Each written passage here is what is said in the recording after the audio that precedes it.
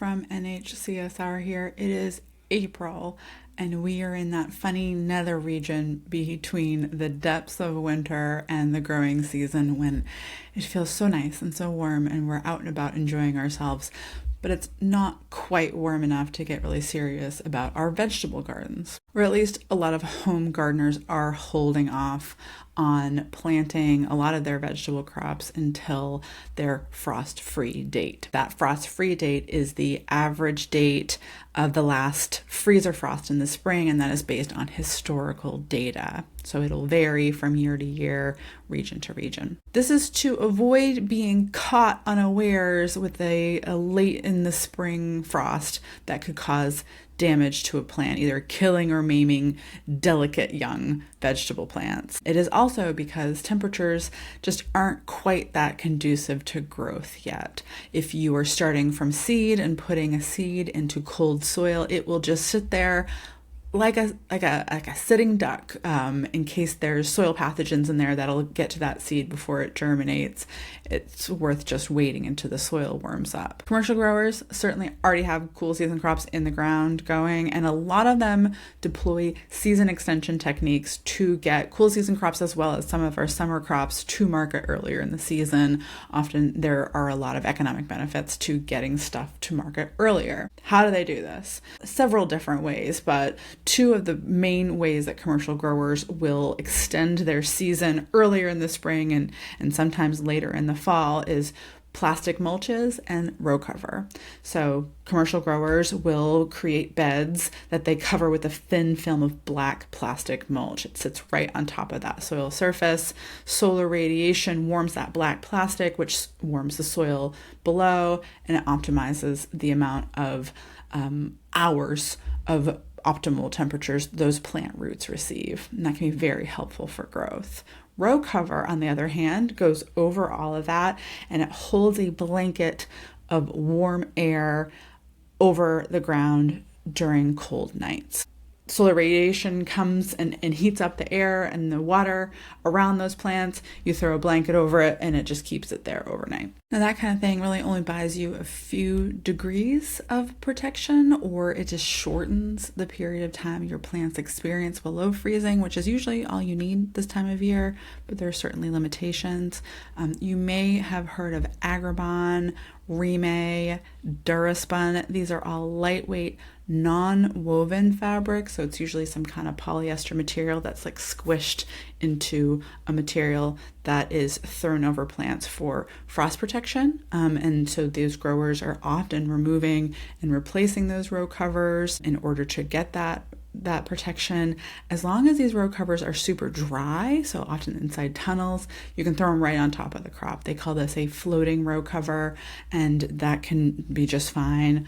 Many people use some kind of structure, some hoops, to hold that row cover up over the plant so they're not touching. This is very important if there's water on the outside of the row cover, because frozen water on the outside of the row cover that's also touching the plants can cause freeze injury to that plant tissue. Sometimes these row covers are used to physically protect plants from insects, and often because they are very lightweight, they do transmit a lot of light. Some of these commercial products transmit 90% of sunlight, so that's pretty good. Growers will keep these row covers in place throughout the spring season to keep insects off of those crops. Nowadays, we're seeing a lot of growers switch to netting materials for insect protection later in the season because they have better airflow.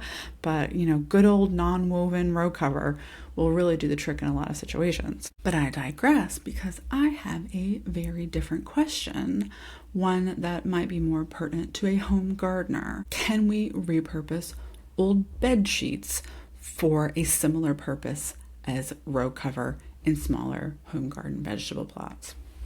Now, maybe this is just me. Maybe this is a personal quirk of mine, but I have a very hard time getting rid of old sheets. I do not know why. It seems very wasteful. I'm desperate to find a reason to use these for some other purpose. And the apple doesn't fall very far from the tree, because my very own sweet mother had a set of sheets that she absolutely hated, could not get rid of, and was very happy to donate them to science. I've been playing around with a little bit of borrowed equipment and a handful of sad loan sheets I picked up at a thrift store. So the 100% cotton sheet donated from my sweet mother, as well as a polyester, 100% polyester sheet, a mercerized cotton polyester blend, and a very luxurious Pima cotton sheet. These fabrics are obviously not designed to transmit light in the same way that the non-woven agricultural fabrics are. So you would not be able to use them for insect protection, keeping them on your crops during the day. That wouldn't make a lot of sense. But you could certainly throw them over, newly planted plants if you expect an unexpected freeze in the forecast. I think we're going to see one this week. I did measure the difference in light transmission for my test sheets under a grow light, and they were all well below 50% light transmission.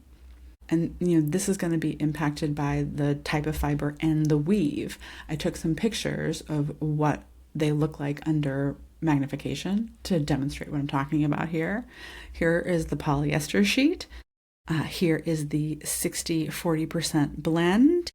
Here is 100% cotton and the Pima cotton sheet. Pima cotton, which is considered a higher quality fiber than regular old cotton, but you'll also be more likely to see Pima cotton sheets produced with a higher quality weave, and you'll see there's 3 fibers for every weft instead of 1.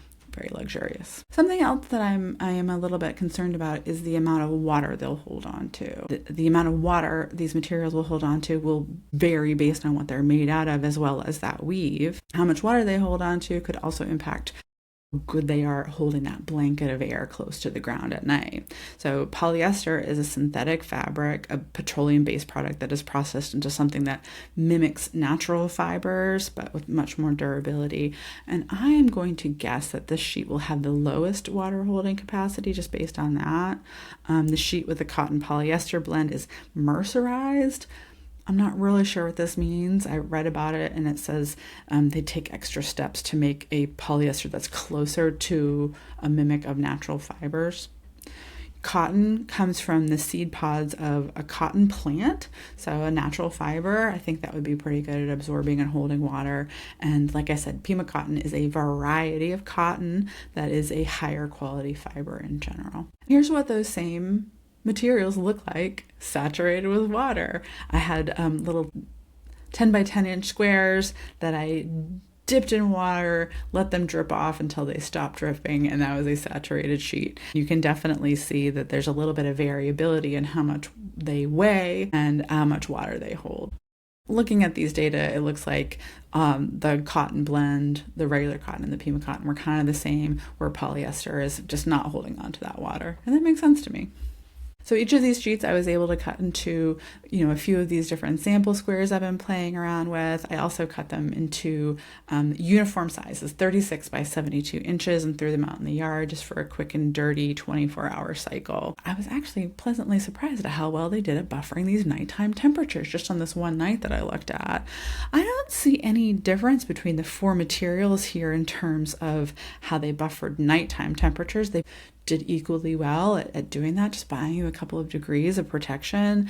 But these daytime differences were interesting to me, so I'm looking forward to collecting more data going forward. Nature has not been cooperating with me this week. I don't have any good testing temperatures, and it's also been very dark and gloomy. I think daytime solar radiation will be important to understanding how all this works. And I don't know how many cold nights we'll be seeing here, which is great news for our plants and it's great news for our mental health. So this project might need to be postponed until the fall. However, I do want to know, is this interesting to you?